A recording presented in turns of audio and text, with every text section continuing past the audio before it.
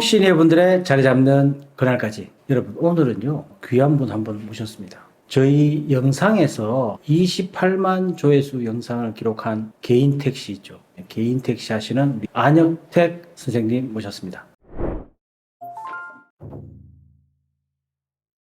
안녕하세요. 안녕하세요. 서울서 개인 택시 하고 있는 안혁택입니다. 굉장히 유쾌하시고 말씀도 잘하시고, 사실 안혁택 선생님은 중견기업에서 재무, 세무, 회계 업무를 이제 주로 하셨는데요. 몇 년 동안 하셨나요? 예, 한 30년 했습니다. 와, 30년 동안 재무, 세무를 하시다가 갑자기 개인 택시 어떻게 하시게 됐나요? 저는 늘 하고 싶었습니다. 개인 택시가. 그래서 개인 택시 하려면 택시장이 필요한데 그걸 예전에 따놨었습니다. 그래서 그걸 따놓고 계속 알아봤었는데 이게 법인 택시 3년 이상 해야 개인 택시 살 자격이 생기거나 뭐 화물 뭐 몇 년 이상 이런 게 있더라고요. 근데 저는 그 법인 택시에서 일할 자신도 없었고 그래서 회사 생활 하면서 틈틈이 봤습니다. 그러던 차에 이제 개인 택시가 3년간 그 법인 택시에서 일해야 되는 조건이 없어졌더라고요. 바로. 그게 언제 없어졌나요? 2020년도 말에 없어졌습니다. 아, 그래요. 회사를 다니시면서 개인 택시를 하시겠다고 계속 이제 꿈꿔오시던 분인데, 그 개인 택시가 뭐 어떤 점이 그렇게 좋아서 그렇게 하시려고 하셨나요? 일단 뭐 평생 동안 할 수 있는 일인 것 같고요. 제가 그 제 마음대로 할 수 있는 내 사업이, 그러니까 이제 제가 죽을 때까지 할 수 있다, 할 수 있는 한은. 그래서 개인 택시에 대한 매력을 느꼈습니다. 그래서 우리 안혁택 선생님은 직장 생활을 하시면서 개인 택시를 미리미리 다 준비를 하신 거예요. 근데 이분이 이제 단지 그 법인 택시 경력 3년이 있어야 할 수 있다는 그 조항 때문에 안 하고 계시다가 2020년 말에 그 조항이 없어지면서 바로 2021년도에 신청을 하신 거죠. 네. 그렇게 해서 신청할 때 어떠셨나요?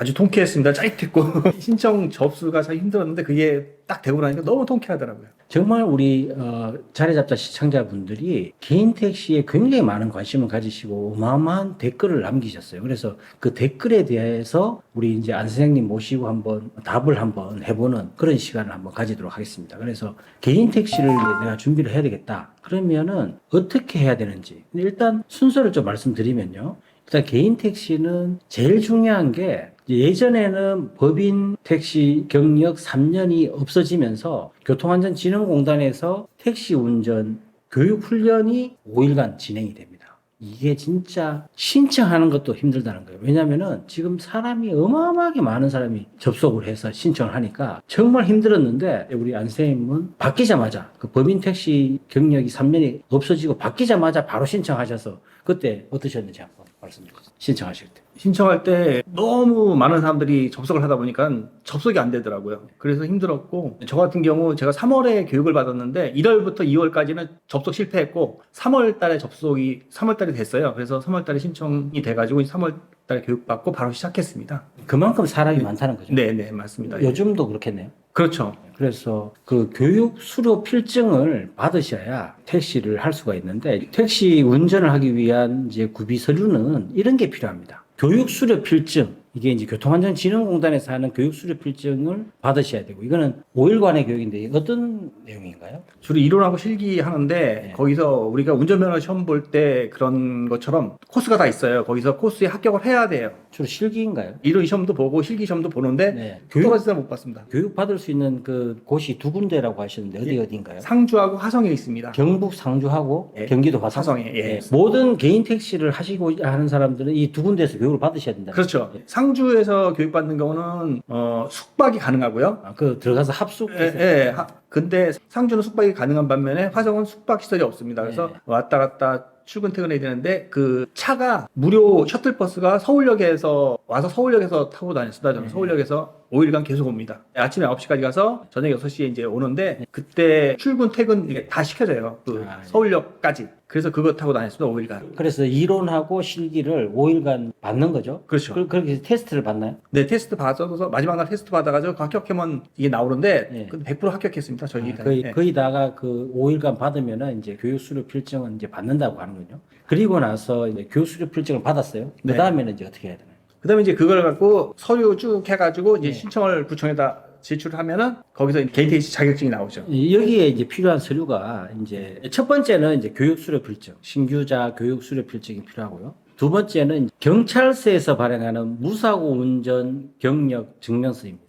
무사고 운전 경력 증명서라면 많은 분들이 궁금해 하시는데 이 접촉사고 이런 것도 포함되나요? 저 같은 경우 사고가 좀 많이 있었거든요. 접촉사고 같은 경우, 예, 그 간단한 건 다 괜찮더라고요. 3년 이상 무사고 이렇게 돼 있는데 여기에 간단한 건 괜찮고 일단 저희가 보험에서 접수된 거는 상관없어요. 보험끼리 양보험끼리 하고 그런 건 네. 거기 안 올라가고요. 네. 경찰서에서 신고된 건데 그것도 잘 자란 사고는 괜찮고 네. 좀 이제 큰 사고만 해당되더라고 보니까. 인사사고나 예, 이런 예, 그러니까 이제 무사고 경력 증명서가 가벼운 접촉사고 이런 거는 물론 확인해 보셔야 돼요. 기본적으로 안 들어간다. 대형 사고라든지 인사사고라든지 경찰서에 신고된 사고만 이제 그게 걸리는 것으로 이렇게 나옵니다. 3년간 무사고 운전 경력 증명서가 있으면 그걸로 제출하시면 되고요. 세 번째는요. 필요한 게 택시 자격증이 필요합니다. 택시 자격증. 택시 자격증은 어떻게 따야 되나요?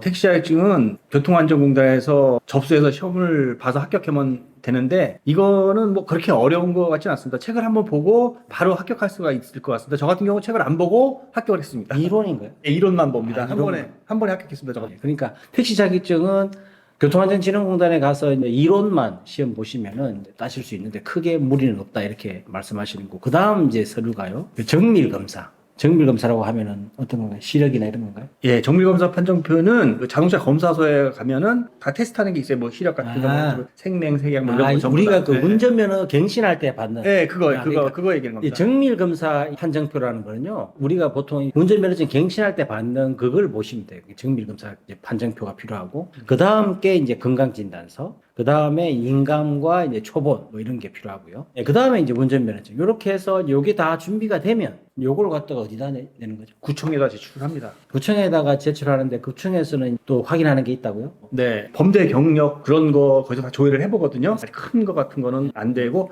이 서류들을 다 준비해서 구청에다가 사실은 이제 지자체 구청에다가 내시면은 거기에서 심사를 해서 성범죄 경력이라든지 이런 걸 심사를 해서 이제 개인 택시 면허증이 이제 발급이 되는 겁니다. 여기까지가 준비가 되시면은 이제 그 다음에 필요한 거는 개인 택시 남바가 있고 그 다음에 차가 있으면은 그 다음부터 이제 운전을 하는 거죠. 요즘 이제 퇴직자 하신 분들이 이렇게 개인 택시에 관심을 많이 가진 이유가 뭘까요? 개인 택시는 이제 자기 사업이니까 내가 일할 수 있는 시간에 마음대로 할 수가 있고 또 제가 살 때는 3부제가 있었는데 이틀 하고 하루 쉬고 그게 있었는데 지금은 가나다조가 없어졌어요. 그래서 지금은 아무 때나 1년 360일 내가 하고 싶은데 하고 뭐 하기 싫으면 안 하고 이래도 상관없으니까는 그래서 개인 택시를 많이 선호하는 것 같습니다.